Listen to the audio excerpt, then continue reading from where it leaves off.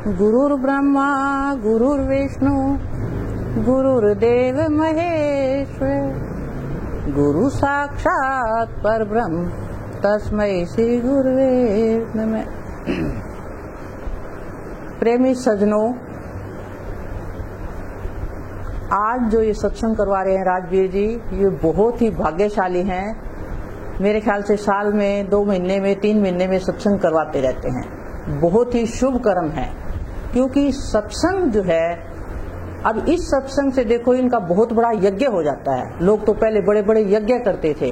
महाराज जी कहते थे कि सत्संग में यज्ञ कैसा हो जाता है। अब ये आने वालों को भोजन करवाते हैं, अन्न का दान हो गया। लड़कियां आती हैं, उनकी खुद की बहू बेटियों को वस्त्र देते हैं, वस्त्र का दान हो गया। और सबसे उत्तम क्या है? ज्ञान का दान, जो आपको दिलवा रहे हैं। क्योंकि बिन सत्संग विवेक न होई, राम कृपा बिन सुलभ न सोई। सत्संग के बगैर विवेक नहीं होता। विवेक क्या है, क्या सही है और क्या गलत है। तो सत्संग की बलियारी है। सत्संग से जो है लोगों के जीवन सुधर जाते हैं। मुझे याद है जब महाराज ताराचंद जी ने महाराज लालचंद जी को बुलाया था। महाराज ताराचंद जी बहुत ऊंचे संत हुए हैं, एकदम पारखी थे। चेहरा देखकर ही बता देते थे कि आप क्या सोच रहे हो और आपके मन में क्या है। कैसे पता मुझे? भीलवाड़ा गए थे महाराज ताराचंद जी। भाई ये फोन जो है थोड़ी देर के लिए बंद कर दें, हाँ जितनी देर सत्संग सुने उतनी देर फोन बंद कर दें। तो वो जो है वहाँ भीलवाड़ा गए थे। भीलवाड़ा जाने से क्या हुआ, तो वहाँ के जो है जो सत्संगी थे, महाराज की विनोद वालों की भी सत्संग संगत थी वहाँ, और महाराज जी जाते थे उनकी भी संगत थी। तो संगत आपस में मिलती रहती थी। तो उन्होंने जो है कहा भीलवाड़ा वालों को, जो महाराज ताराचंद जी की संगत थी, कि इस बार जो है हमारे जो गुरुजी आते हैं उनसे आपको दिखाते हैं।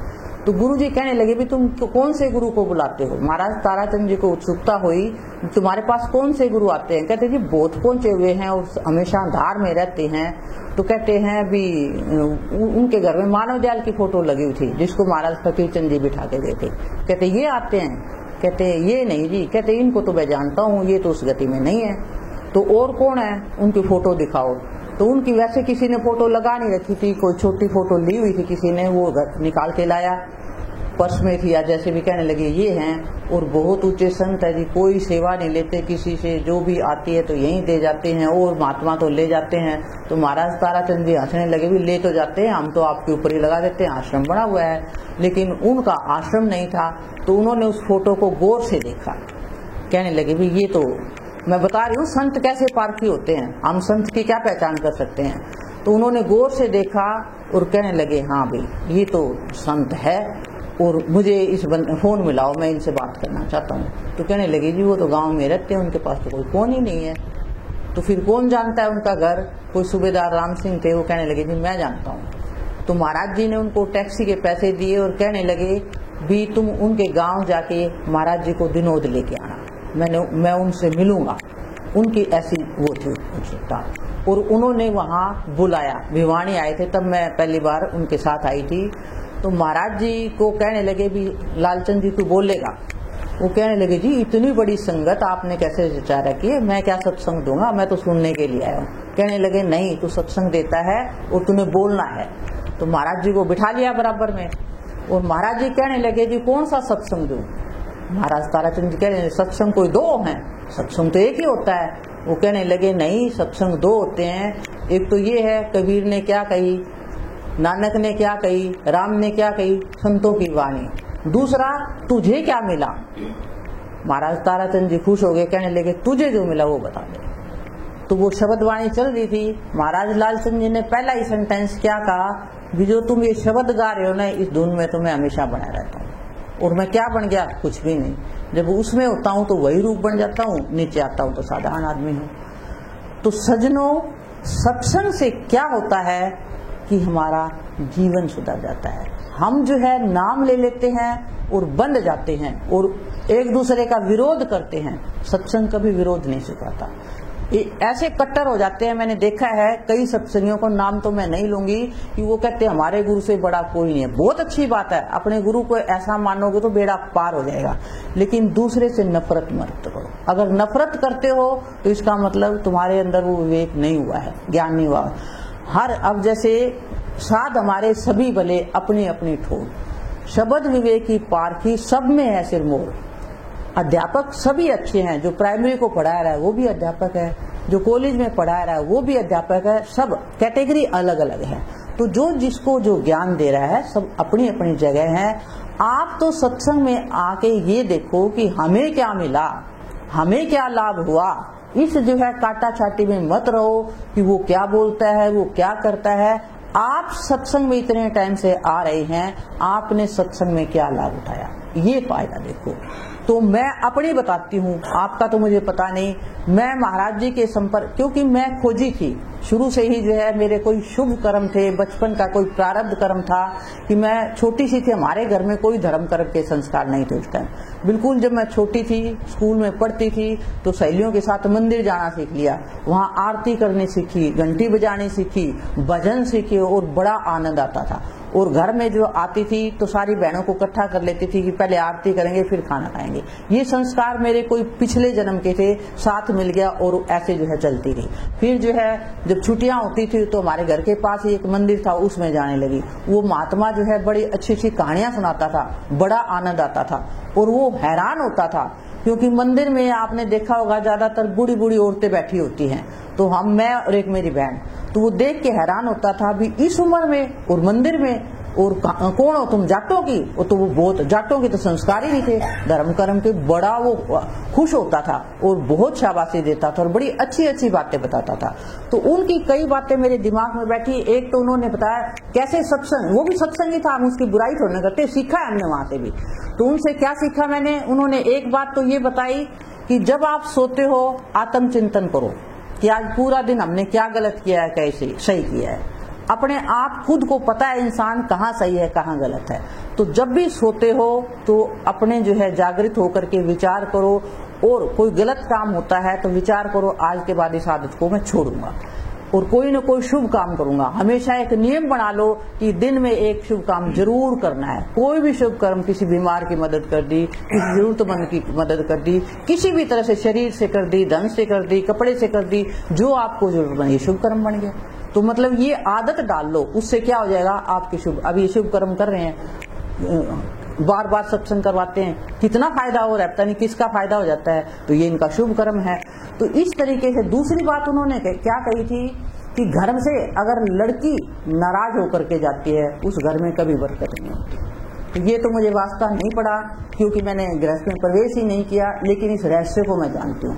मैं देखती हूँ कि जिस घर में अगर जो है लड़की निराश होकर जाती है, अगर उसकी भाभी वगैरह, माँ बाप तो खैर पूछते ही हैं, माँ बाप के बाद भाई भाभी अगर नहीं पूछते हैं, उसकी आंखों में आंसू आते हैं, तो कहते हैं उस घर में बरकत हो ही नहीं सकती, वो कितने ही पैसे वाले, बर्बाद हो जाएगा।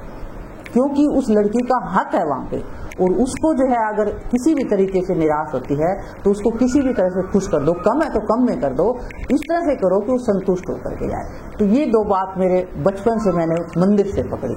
उसके पश्चात महाराज ताराचंद जी के पास आई महाराज, क्योंकि उसके बाद मेरे घर में संस्कार बन गए, किसी ने बताया। तो मेरे पिताजी भी बहुत ही विशेष आत्मा थी, क्योंकि मैंने अपने घर से संस्कार लिए हैं। वो मेरी दादी इतनी सख्त स्वभाव की थी कि मैं बता नहीं सकती, लेकिन मैंने अपने पिताजी को जन्म से क्या देखा, आर्मी में थे, जब भी छुट्टी आते थे तो उनके लिए स्पेशल खोए की मिठाई लेके आते थे। उस टाइम खोए की मिठाई मायने रखती थी, 1 पाव मिठाई, खोए की बर्फी, और जितनी तनख्वाह आती थी आकर के मेरी दादी के हाथ में दे देते थे। और वो इतनी खुश होती थी, इतनी खुश होती थी कि मेरा बेटा जैसा कोई बेटा नहीं।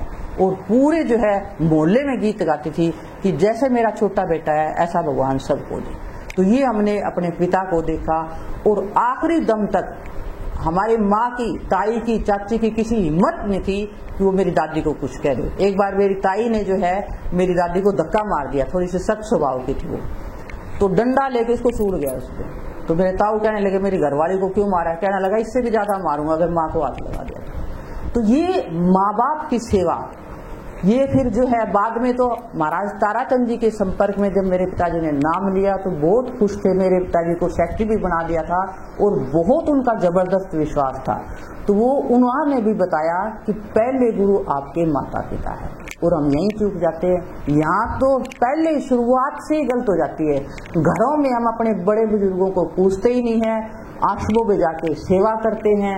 अपने परिवार में जो जरूरतमंद है, भाई है, पड़ोसी है, बहन है, उसको एक पैसा दे के राजी नहीं, आश्रम में पूरा लुटा देते हैं, वहां जाकर के सेवा देते हैं। क्या करेगी? और तुम्हारी आंखों के सामने जो जरूरतमंद है उसको तो वो ज्यादा लगेगी। आश्रम तो फिर भी चल जाएंगे, देने वाले बहुत हैं, लेकिन पहले ये देखो कि जरूरतमंद कौन है, उसको पहले घर में करो ये काम। चैरिटी बिगिन एट होम महाराज जी कहते थे। तो यहाँ से जब शुरुआत की जाती है, जब आपके घर से ये संस्कार बन जाएंगे कि जो है माता पिता पहले गुरु हैं और उनका सम्मान करो, आपको जो है किसी चीज की बरकत मतलब रहेगी नहीं, मतलब हमेशा बरकत ही बरकत रहेगी, कोई घाटा लगेगा ही नहीं। मैं जब पहली बार यूनिवर्सिटी में पढ़ने गई तो मेरे पिताजी नहीं चाहते थे कि मैं लड़की को बाहर भेजूं। तो मैंने पिताजी को वचन दिया, पिताजी आप मेरी तरफ से निश्चिंत रहो, आपका जो है मैं कभी आपका नाम बदनाम नहीं करूंगी, क्योंकि मैंने बहुत अच्छे संस्कार लिए। और फिर मैं बता रही ना, मंदिर में जाती थी, रामलीला देखी, पूरी रामलीला देखी, जबरदस्ती देखी, जाने नहीं देते थे। पिताजी तो नौकरी में थे, ताऊ जी को खुश करके, और रामलीला के संस्कार पढ़े, लगा कि राम से बड़ा कोई नहीं है। तो उससे भी एक वचन सीखा कि रघुकुल रीत सदा चली आए, प्राण जाए पर वचन न जाए। ये सेंटेंस दिमाग में बैठ गया। मैं बता रही ना, कहाँ से सत्संग से एक एक बात ग्रहण कर लो। तो जब मैं पढ़ने गई, जवानी की उम्र थी, कदम बहकते हैं, लेकिन फिर वही रामलीला वाला, राम वाला जो है, वो दशरथ जो कहते हैं, क्या बोला था मैंने, प्राण जाए पर वचन न जाए। तो पिताजी को जो वचन दिया था उस पे अटल रही मैं, क्योंकि मेरे पिताजी की इतनी ईमानदारी की कमाई, 5-5 बहनें, सबको जो है बड़े उन्होंने हिम्मत से पढ़ाया है, जमीन बेच बच करके उन्होंने किया है, किसी से पैसा नहीं मांगा, और बड़े दानी स्वभाव के थे। तो मैंने पूरी पढ़ाई की, कभी कोई किसी तरीके से मैंने अपने आप को भटकने नहीं दिया, बिल्कुल सचेत रही। तो ये भी जो है किसकी बलियारी थी? सत्संग की। रामलीला भी एक तरह की वो थी, क्योंकि मैं बड़े धार्मिक स्वभाव की थी, बात को पकड़ती थी। तो इस तरीके से जो है, अगर आप जहां भी जाते हो तो बात को पकड़ो, आपका जीवन बदल जाएगा। ये नहीं है कि भी हाँ एक गुरु के ही बंध गए। गुरु के बंधना अच्छी बात है, क्योंकि वो भी बाद में बताऊंगी, लेकिन उसको समझ करके, अगर वैसे नहीं, अज्ञानता में नहीं, एक दूसरे को मार कूट करो भी, उसका ये नहीं सुनना, वो गलत है, वो आपका नुकसान करेगा। नफरत मत पैदा करो, अपना कल्याण करो। जहाँ से भी गुरु आपको लगता है कि मेरा गुरु बहुत बड़ा है, सबसे बड़ा है, धन्य है आप। अगर गुरु को ऐसा मानते हो तो किसी चीज की कमी नहीं रहेगी, लेकिन दूसरों में ऐब मत देखो।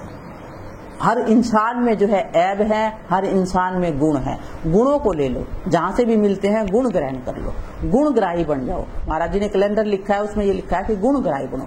तो गुण जहाँ से भी मिलते हैं वो लेते जाओ, किसी के ऐब मत देखो। तो इस तरीके से सज्जनों आपका जीवन बदल जाएगा, क्योंकि सत्संग की बलियारी है। फिर मैंने तो देखो विचार का पता लगा, महाराज फकीर चंद जी का साहित्य पढ़ा, महाराज ताराचंद जी के पास मैं गई थी, मैंने आपको पहले भी बताया है। वो बहुत पारखी थे, उन्होंने आंख बंद करके, मेरे पिताजी कहने लगे तेरे को नाम दिलाऊंगा। उनको पता था भी मेरी बड़ी लड़की बहुत धार्मिक है, तो स्पेशल लेके गए। कोई भीड़ नहीं थी, कोई संगत नहीं थी। सुबह सुबह महाराज जी अकेले मूले पे बैठे हुए थे, विनोद में ऊपर छत पे। तो उन्होंने आंख बंद की और कहने लगे बड़ी लड़की है, हाँ इसको मैंने नाम दिलाना है। कहते ठीक है। आंख बंद करके 5 मिनट तक बैठे रहे, बोले भी, फिर कहने लगे नहीं, इसको भी नाम नहीं मिलेगा। क्यों नहीं मिलेगा? उस टाइम मुझे समझ में नहीं आया। तो वो रहस्य क्या था? उन्होंने चोला छोड़ देना था। मैं छोटी थी, मुझे कुछ समझ में ही नहीं आना था, भटक जाती मैं। अगर मुझे कुछ नहीं मिलता तो मैं भटक जाती ना। उस टाइम मेरा ध्यान बनना था, मैंने पढ़ाई करनी थी। तो संत पारखी होते हैं, वो जानते हैं। लेकिन उससे मुझे फायदा क्या हुआ? उस संत के पास जाने से क्या फायदा हुआ कि मेरे पिताजी, क्योंकि महाराज ताराचंद जी ने हर सत्संग में बाबा फकीर का नाम लिया हुआ है। जो मेरे गुरु के गुरु थे बाबा फकीर होशियारपुर वाले, कोई भी सत्संग ऐसा नहीं है जिसमें उन्होंने बाबा फकीर का नाम ना लिया हो। बाबा फकीर को बहुत मानते थे और बुलाते भी थे। तो उनसे मुझे, वहां से मेरे पिताजी होशियारपुर गए, एक पत्रिका ले आए। पत्रिका से जो है मुझे समझ में आई कि बाबा फकीर ऐसे हैं। तो मैं वहां पहुंची, उन्होंने चोला छोड़ दिया था, वहाँ उनका साहित्य पढ़ा।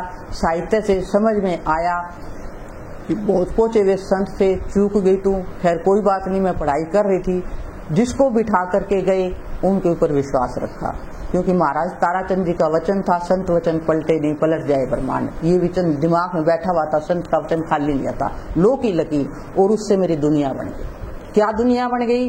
पढ़ाई कर गई, नौकरी लग गई, किस जो सोचा वो मिलता गया। महाराज फकीर चंद जी ने कहा कि आपके ख्याल में जबरदस्त ताकत है, आपका ख्याल ही भगवान है, जैसा ख्याल करोगे वैसा ही हाल हो जाएगा। ये आपकी जो दुनिया है ये आपके ख्याल से बढ़ेगी। मत कमजोर हो, ख्याल हमेशा पॉजिटिव रखो और विश्वास रखो, एक सहारा ले लो मालिक का। किसका? जिसको आप मानते हो, ये मेरे साथ है। तो दुनिया में कोई चीज ऐसी नहीं है जो आपको नहीं मिलेगी। जब मैं होशियारपुर जाते जाते जब मेरी दुनिया बन गई, फिर मुझे लगा अब मैंने उस राम को जानना है जिसकी मुझे बचपन से तलाश थी। तब जो है मैंने इच्छा की तो मुझे महाराज लालचंद जी मिले। किस चीज से? चाह से। ये मेरी जबरदस्त चाह थी। कई लोग कहते हैं जी किसके ऊपर भरोसा करें, विश्वास बनता नहीं है, आजकल पाखंड इतना है, ये है। मैंने कहा अगर ऐसा है, अभी 2-4 दिन पहले ही मेरे पास एक फोन आया, महाराज जी के पास भी बहुत उसके फोन आते थे, दिल्ली से वो है, नाम तो मैं नहीं लूंगी। वो लड़का जो है महाराज जी से कितनी बार मिला, कितनी बार उसने फोन किए, और अब वो कहता है मैं फकीर का भी सत्संग सुनता हूँ, नाम कहीं और से ले रखा है, अब गुरुद्वारे भी जाता है। फिर कहता है बहन जी मेरे को ध्यान का तरीका बताओ। मैंने कहा बेटे तेरा ध्यान बनेगा ही नहीं। कहने लगा क्यों? मैंने कहा तेरा एक जगह विश्वास नहीं है, तेरी बुद्धि निश्चयात्मक नहीं है, तेरा विश्वास ही नहीं टिक रहा, तो कितना ही ध्यान कर ले तेरा ध्यान बनेगा ही नहीं। अरे मन की स्थिरता होती है ध्यान कोई वैसे ही नहीं है। योग चित्तवृत्ति निरोध है, जब मन इकट्ठा होगा तब ध्यान बनेगा। तेरा ख्याल ही बिखरा हुआ, जगह जगह के संस्कार ले लेता है, उसने ये कहा, उसने ये कहा, उसने कहा, क्या होगा तेरा? बन ही नहीं सकता बेटे। तो क्या करूं जी? मैंने कहा सत्संग सुन, जितना सुन सकता है उतना सुन, और तेरे को लगे कि हाँ इनका सत्संग अच्छा है तो वहां सिर दे दे, ये सोच ले भाई यही मेरा काम बनना है। उसके बाद उलट करके मत देख और जो है तेरा काम हो जाएगा। तो मैंने उसको समझाया, अब कितना समझ पाएगा, लेकिन समझ नहीं पाते, पकड़ छूटती नहीं है लोगों की, सब जगह भटके रहते हैं। महाराज जी कहते हैं लोग 6 गुरु रखते हैं, कोई पॉकेट में रखते हैं, कोई बना के रखते हैं, किसी और के पास जाते हैं। तो ऐसे व्यक्ति का जो है कभी ध्यान बन नहीं सकता, कोई काम हो नहीं सकता। काम बनेगा आपके विश्वास से। विश्वासम फलदायकम। ख्याल और विश्वास सत्संग की मूल की है। पूरे सत्संग का आपको सार बता रही हूँ, एक विचार और एक विश्वास। ख्याल रखो हमेशा आगे बढ़ने का, जो चाहते हो वो ख्याल रखो। पहले दुनिया बनाओ और उसके बाद एक इष्ट बनाओ। किसको बनाओ? जिसका आपका जी चाहे। मैंने बताया है अगर आपका गुरु पे नहीं बनता तो दुनिया की इच्छाएं तो आपकी मूर्ति से भी पूरी हो जाएंगी। मूर्ति बोल के नहीं बताएगी, आप गलत करोगे तो बोल के नहीं बताएगी, आपकी इच्छा पूरी हो जाएगी। क्योंकि हो रही है, लोगों की मन्नत मांगते हैं, देखो लोग पैदल चल चल के जाते हैं तो पूरी होती है मन्नत, लेकिन क्या होगा उससे? आपका मन शांत नहीं होगा। मन शांत किससे होगा? गुरु के पास जाने से। गुरु बेहतर जानता है कि आपको किस तरह से उपराम करना है, किस तरह से। मेरे को इतने शौक थे, महाराज जी ने मेरे को कभी रोका ही नहीं, कहती तो अपने आप उपराम हो जाएगी, सब भोग ले तो, ताकि तेरा मन वो ना करे। तो संगत का इतना लाभ रहा। उस टाइम महाराज जी के पास जब मैं रहती थी, मेरे जो है ना लेटे लेटे भी मेरे को शब्द सुनाई देता था। तो मैं बैठना चाहती थी, बैठती नींद आ जाती थी, थक जाती थी, कोली भी जाती थी। महाराज जी के पास जब आते थे, आया गया रहता था, पूरा दिन घर में सत्संग चलता था, चाय पानी चलती थी। तो जब बैठना चाहती थी तो कोशिश तो करती थी, लेकिन नींद आ जाती थी। इसलिए जो है मैं, हालांकि उनके संगत से मुझे बहुत लाभ हुआ, मेरा जीवन बदल गया। उन्होंने मेरे धीरे धीरे जो है पूरे संस्कार बदल दिए। माँ बाप का तो मेरे था ही, माँ का था थोड़ा बहुत, माँ के सामने बोल पड़ती थी, क्योंकि होती है ना लड़कियों की आदत, तो माँ शिकायत करती थी तो वो भी आदत छूट गई। अभी भी आई हूँ तो माँ से आशीर्वाद लेके आई हूँ। वो इतनी खुश होती है, और छारा के नाम से तो विशेष खुश होती है, क्योंकि वो मांडोठी की है तो कहती है छारा जा रही है, कहती बहुत अच्छा, तेरे को बहुत आशीर्वाद है, तेरा बहुत बढ़िया होगा, बहुत खुश होती है वो। और इतनी खुश होती है कि मेरी लड़की देख सत्संग देने जा रही है, क्योंकि माँ बाप को तो खुशी होती है। तो इस तरीके से सज्जनों आपका जीवन बदल जाएगा। और राजवीर जी कहते हैं ज्यादा बोलो बहन जी, मैं कहती हूँ बात चाहे थोड़ी में हो लेकिन बात पकड़ने की कोशिश करो, नहीं तो कितना ही फिर उछालते रहो, उसी बात को दोहराना है। जीवन को सुंदर बनाओ। जीवन अगर आपके घर में सुख शांति है, फिर आपका जो समझ लो घर स्वर्ग बने। घर को स्वर्ग बनाओ पहले। वो स्वर्ग कैसे बनेगा? प्रेम से। आपस में प्रेम भाव रखो, एक दूसरे की मदद करो, मत नफरत पैदा करो। ये सोचो उसके कर्म उसके साथ जाएंगे, मत देखो उसके अवगो को, क्योंकि हम जो है लेने देने के लिए आए हैं। सत्संग में कितनी बार ये बातें बताई जाती हैं कि हमारे जो ये रिश्ते बनते हैं वो सब लेने देने के। अब कल ही मेरी सहेली का फोन आया कि किटी मेरी लड़की के इतने अच्छे अच्छे रिश्ते आए, कमला इतने अच्छे अच्छे रिश्ते आए, और देख कहाँ फंस गए, उनके घर में कुछ भी नहीं है, इतनी झूठ बोली, लड़की को इतनी सुविधा नहीं है। मैंने कहा बेटे ये कर्म का चक्कर है सब। मैंने कहा ये कर्म का चक्कर है, उसने वहीं जाना है जहाँ उसका लेन देन पूरा होगा। तो कोई सास बन के आ गई, कोई बहू बन के आ गई, कोई लड़का बन के आ गया, कोई पड़ोसी बन के आ गया। जिसको आपने देना है, महाराज जी कहता है कि वकील बन के ले लेगा, कोई डॉक्टर बन के ले लेगा, कोई जमाई बन के ले लेगा, कोई पड़ोसी बन के ले लेगा, कोई चोर बन के ले लेगा। जिसने आपका लेना है वो लेगा, और आपका है वो कहीं जाएगा नहीं। जब ये बात समझ में आ गई तो फिर दुख किस बात का? तो दुख, हम दुखी किस बात से हैं? अपने विचारों से दुखी है। दुख नाम की कोई चीज है ही नहीं, हम अपने विचारों से ही दुखी हैं। तो इसलिए अपने विचारों को सुंदर रखो और ये सोचो कि हम सब आपस में जो है सभी के अंदर वो परमात्मा बैठा है। महाराज जी कहते थे जनता की सेवा ही जनार्दन की सेवा है, खाला की सेवा ही खलकत की सेवा है। किसकी गुरु की सेवा करोगे? आप जिनके बंदों के साथ रहते हो उनकी सेवा करनी शुरू करो, उन्हीं के तो अंदर परमात्मा बैठा है। परमात्मा कोई आश्रम में ही थोड़ी ना बैठा है, हर इंसान के अंदर वो बैठा हुआ है। तो उन सब को प्यार से बोलो, प्रेम से रहो, और जितना हो सकता है कोई सख्त मिजाज का है तो मौन हो जाओ। बदला उस टाइम सबसे अच्छा इलाज क्या है? कोई घर में कड़क स्वभाव का है तो, क्योंकि मैंने भी अपने आप को किया, कई बार मैं बोलती थी तो मैंने अपने आप को कैसे कंट्रोल किया? चुप हो जाओ, मौन हो जाओ थोड़ी देर के लिए। मौन हो जाओगे तो क्या होगा? अगला बोलेगा ही नहीं। कितनी बार बोलेगा? घर में जैसे पति पत्नी की, जैसे मेरी बहन कहती थी कि मेरे हस्बैंड तो शुरू होते हैं तो चुप ही नहीं होते। मैंने कहा तो उलट के मत बोलना, कितनी देर बोलेगी? थक जाएंगे बोल के। उसका असर हो गया, कहने लगी बात बिल्कुल ठीक है, शांत हो जाएंगे। कितना बोल लेंगे?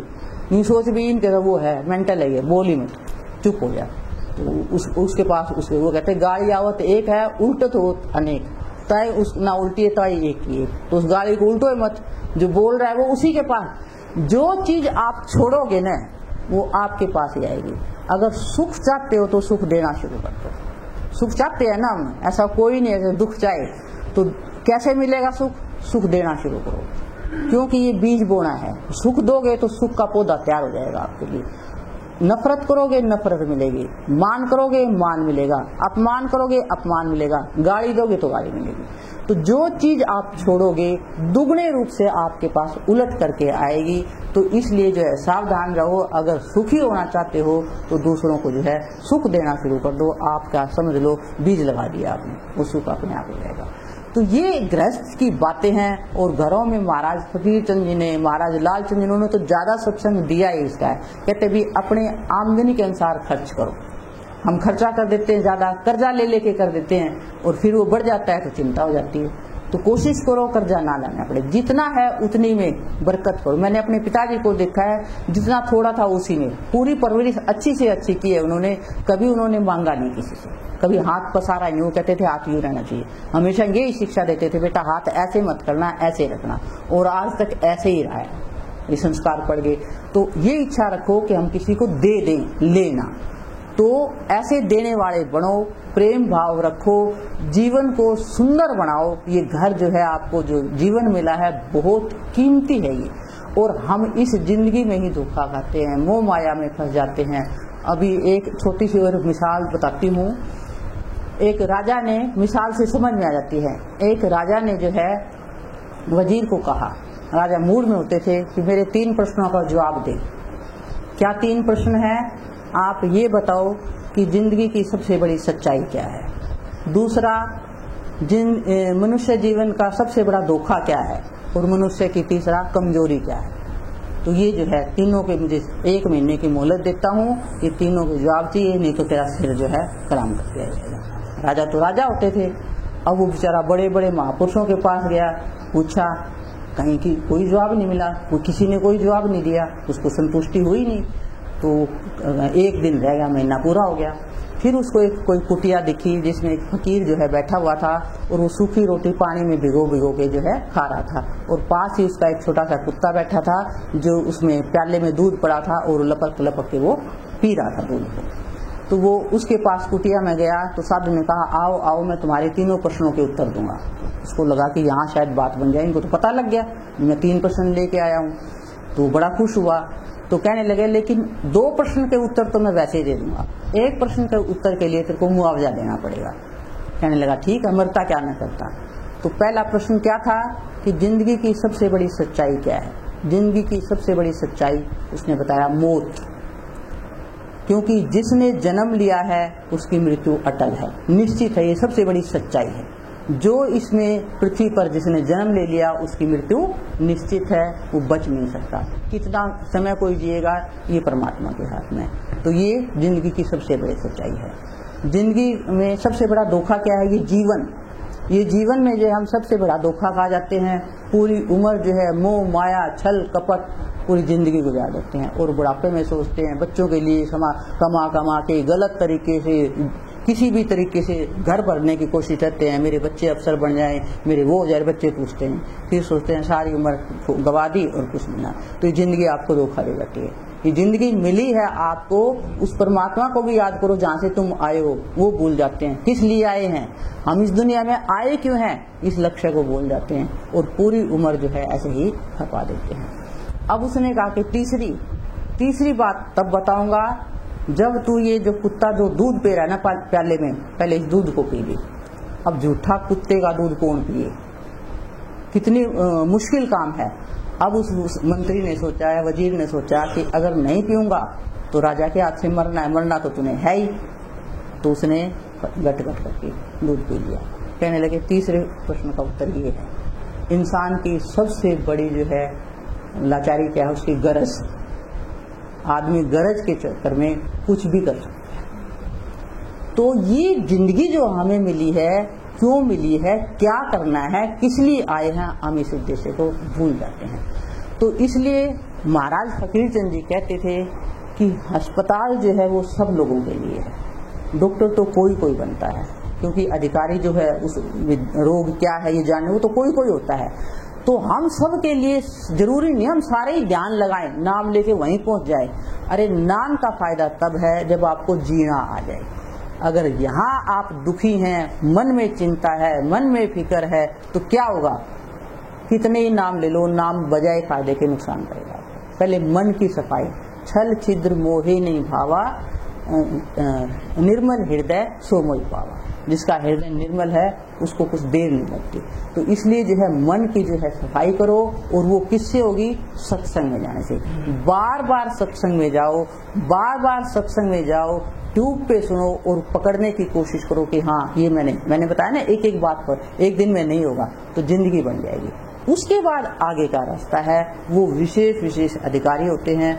अब मैं अपना कहती हूँ कि गुरु के संगत से क्या हो गया, बेफिक्री आ गई, कोई टेंशन नहीं, चिंता विचार आते ही नहीं। कोई आता भी तो सोचती हूँ क्या सोचना, वो जो करेगा बढ़िया करेगा। एक दिमाग में विचार बैठ गया कि मालिक जो करेगा ठीक करेगा, जो दुख आ रहा है मेरे ही किए कर्म है, कोई दुख देने वाला है ही नहीं, कोई किसी को दुख नहीं देता। ये बहाने बन जाते हैं, निमित्त बनता है कोई न कोई, क्योंकि कोई न कोई माध्यम तो बनेगा ही नहीं। अगर कोई दुख दे रहा है तो कहते उसने ये अरे वो तकलीफ नहीं दे रहा, वो तेरा बदला लेने के लिए है, वो निमित्त बन गया वो। तो ये सोच नहीं, कोई बदला नहीं ले रहा। अपने जो है कर्तव्य का पालन बिल्कुल ठीक करो तो तेरा जो है कर्म शुभ बन जाएगा। अगर वो तेरा फिर भी बुरा करता है तो बुरा उसके पास है, जो लौट के उसके पास उल्टा ही चले जाएगा। अगर आपका नेट जो है ना, नेट बिजी होता है तो कॉल नहीं होती ना।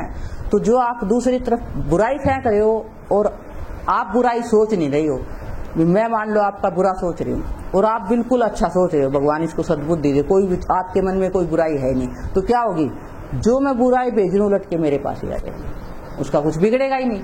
वो तो बढ़िया सोच रहा है, वो उलट करके उसके पास वापस आ जाएगी, उसका बाल बाका नहीं हो सकता। अगर आप ऐसा विश्वास रखते हो कि मालिक मेरे साथ है, तो आपका बाल बाका भी नहीं हो सकता। पूरी जिंदगी आप कुछ भी नहीं कर सकते हो। तो मैं तो सबसे आसान सूत्र महाराज फकीर चंद जी का मुझे एक ही सूत्र बढ़िया लगा कि एक सूत्र क्या है, किसी वीतराग को उसको खोपड़ी में रखो। वीतराग कौन? जिसको आप मानते हो। अगर वो वीतराग नहीं भी है, तो महाराज फकीर चंद से वो कह रहे थे, अगर मान लो वीतराग नहीं है और तुमने उसको मान लिया कि साक्षात परमात्मा है, चाहे वो है या नहीं है, तो क्या होगा? तुम्हारे अंदर परमात्मा के गुण आ जाएंगे, क्योंकि तुमने तो उसको परमात्मा मान लिया है। अगर वो नहीं है तो वो पाएगा सजा, आपके अंदर वही गुण आ जाएंगे। जैसे एक आदमी जो है स्त्री को देखता है, तो स्त्री को अगर वो दूसरी दृष्टि से देखता है तो कामुकता है जिसमें, अगर उसको माँ के भाव से देखता है तो मातृभाव आ जाएगा। बात तो वही होगी ना, जो चीज हमारे विचार निकल रहे हैं वही तो आएंगे। अगर आप ऐसे एक इष्ट मान लेते हो, एक गुरु बना लो, किसको बनाओ? जो आपको अच्छा लगे, और उसको ये मान लो कि वो परमात्मा है, साक्षात मालिक का स्वरूप है। फिर कुछ मत देखो, उसमें कमियां मत देखो। अगर कमियां देखो तो आज भी राम और कृष्ण में पता नहीं कितनी कमियां निकलेंगी, और भगत उसमें कमी नहीं देखते। राम में अगर कमी निकालने वाले कहेंगे उसने अपनी पत्नी को छोड़ दिया, कृष्ण को कहेंगे वो तो रासलीला करता था, और भगत उससे पार हो जाते हैं। जिनका काम होता है तो कृष्ण की मूर्ति से भी हो जाता है, राम की मूर्ति से भी हो जाता है। बात तो भाव की है ना।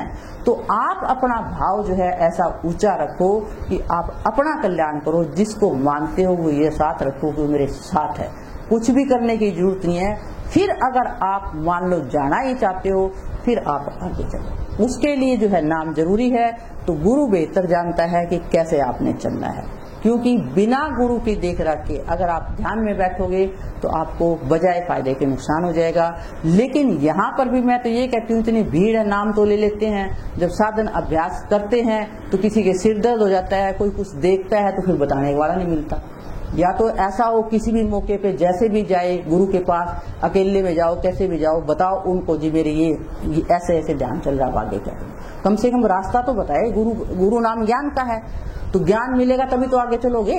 तो ये जो है आप गुरु से जो है मार्गदर्शन, जो है गुरु का काम इतना ही है कि मार्गदर्शन करता है।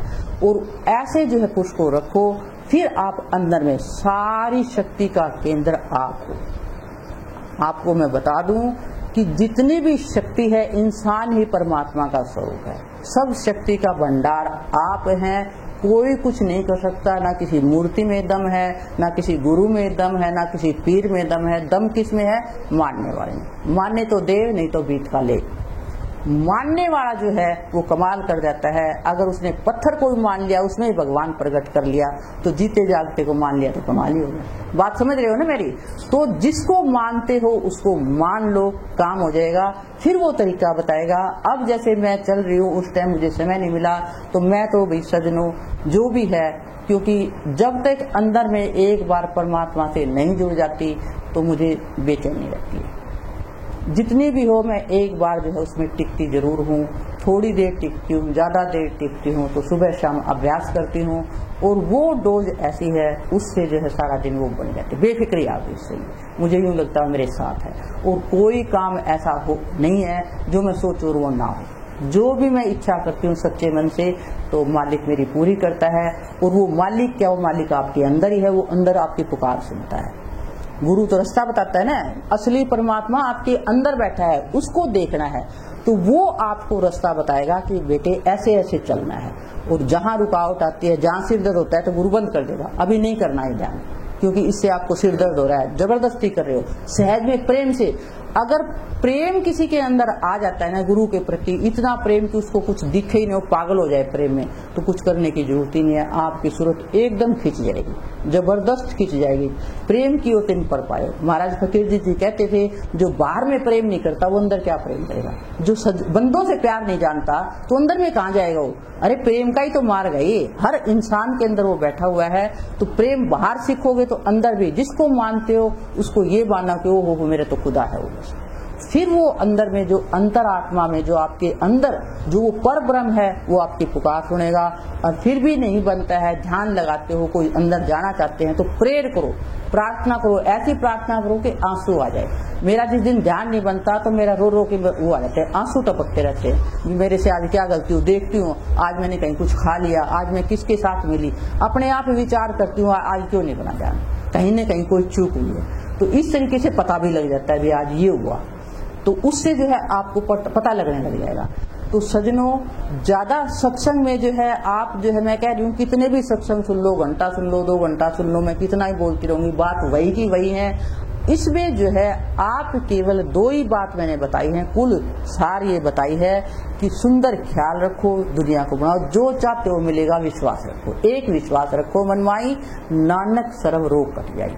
एक विश्वास रखो, अगर वैसे ही नहीं बनता है तो गुरु का सहारा लो, इष्ट का सहारा लो और मानो मेरे साथ है, वो आपके अंग संग आपकी रक्षा होती रहेगी। बचपन से मैंने जो है, बचपन से पहले परमात्मा राम को मानती थी, फिर जो है महाराज ताराचंद जी को मानती थी, फिर हुशियारपुर में जिनको बिठाया उनको मानती थी और मेरे काम होते चले गए। जब असली चीज की जरूरत हुई तो वो मिल गए मुझे। मैंने इच्छा की कि मुझे ऐसे गुरु चाहिए जो मेरे को पास बैठ करके ज्ञान दे और मेरे सब भरम दूर। इतने क्वेश्चन पूछे 3 साल तक मैंने, वो कहते तू मेरी जान खा जाती है, जितने भरम थे, शब्द गाए ना, गुरु मिले तो भरम सब नट गए, नष्ट हो गए, तो गुरु मिले तो भरम नसाई, मैं वारी जाऊं सतगुरु पे, मेरे किया भरम सब दूर। तो गुरु क्या करता है, सारे भ्रम दूर कर देता है और वो कहता है कि तुम खुद शेर हो, शेर जागो, तो होश में रहो हमेशा कि हाँ वो परमात्मा मेरे साथ है, और विचार करते रहो आपका मन कहाँ जा रहा है, मन को वाच करते रहो, बस ये मन है सारा। दुश्मन जो है आपका कोई बाहर का नहीं, आपका मन ही दुश्मन है।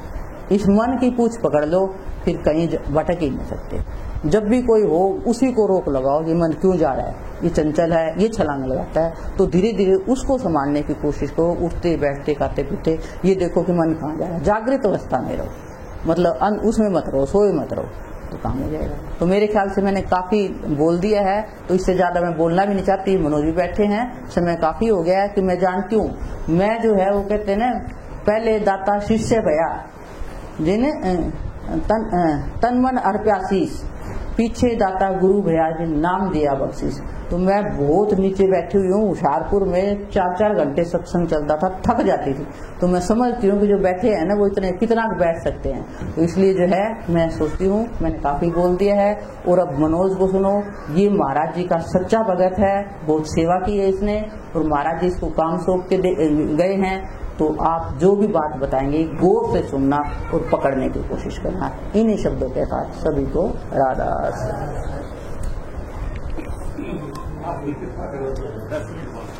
थोड़ी देर मैं सुनना चाहता हूँ, आप कृपा करो, इतना आदर से बुलाया आपने।